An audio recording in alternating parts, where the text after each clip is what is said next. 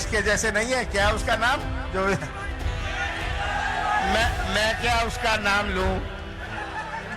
आप तो उसको मेरे से ज्यादा पहचानते हैं। आपको तो मुझे पहले ही सावधान कर देना चाहिए था। ये क्या आइटम है? ये क्या आइटम है? नमस्कार, मैं हूं Nivedita.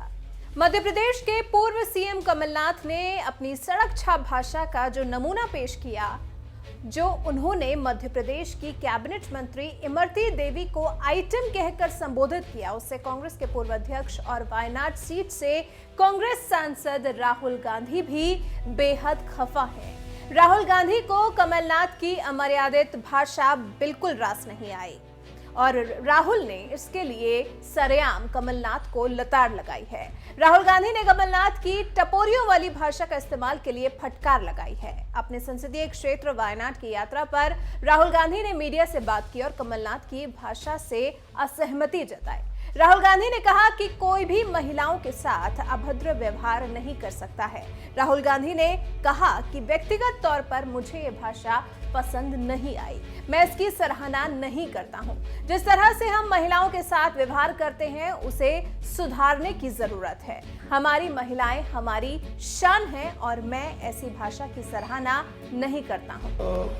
Kamalnath ji is from my party, but I don't like personally the type of language that Kamalnath ji uses, and I don't appreciate it. I think it's unfortunate.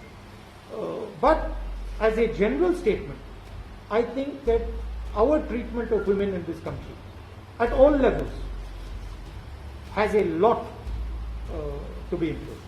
There's a lot to be improved, whether it is in the law and order, whether it is in just basic respect, whether it is in how much space they are accorded in business, in government, in other areas.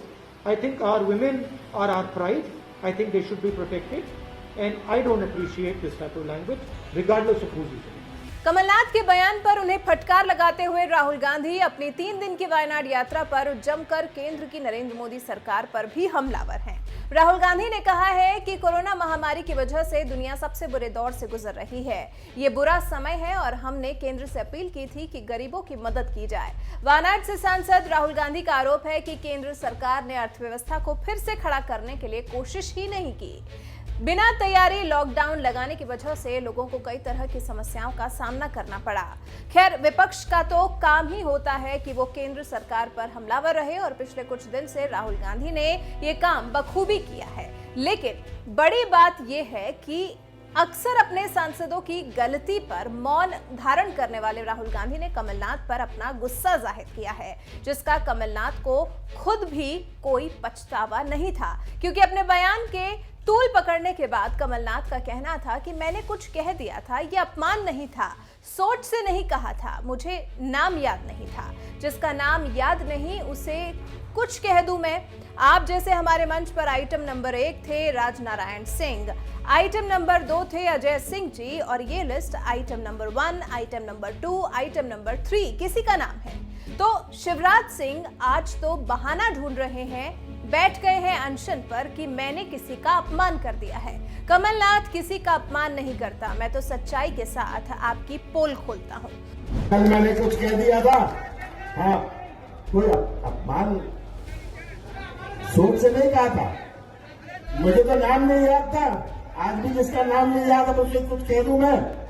हाँ, जैसे आज हमारे मंच के item number 1 थे Rajnarayan Singh, item number 3 2 थे अजय सिंह जी। ये list में लिखा item number 1, item number 2, item number 3 किसी का अपमान है।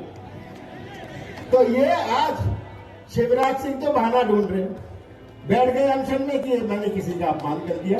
कमलनाथ किसी का अपमान नहीं करता, मैं तो सच्चाई के साथ आपकी पोल खोलता, आपको बोलने का कुछ नहीं है। आप बोल नहीं सकते, आप कह नहीं सकते, इसलिए आप कुछ ना कुछ कभी कहते हैं कमलनाथ कोको कोला पीते हैं। अरे यार, मैं पीता हूं कोको कोला।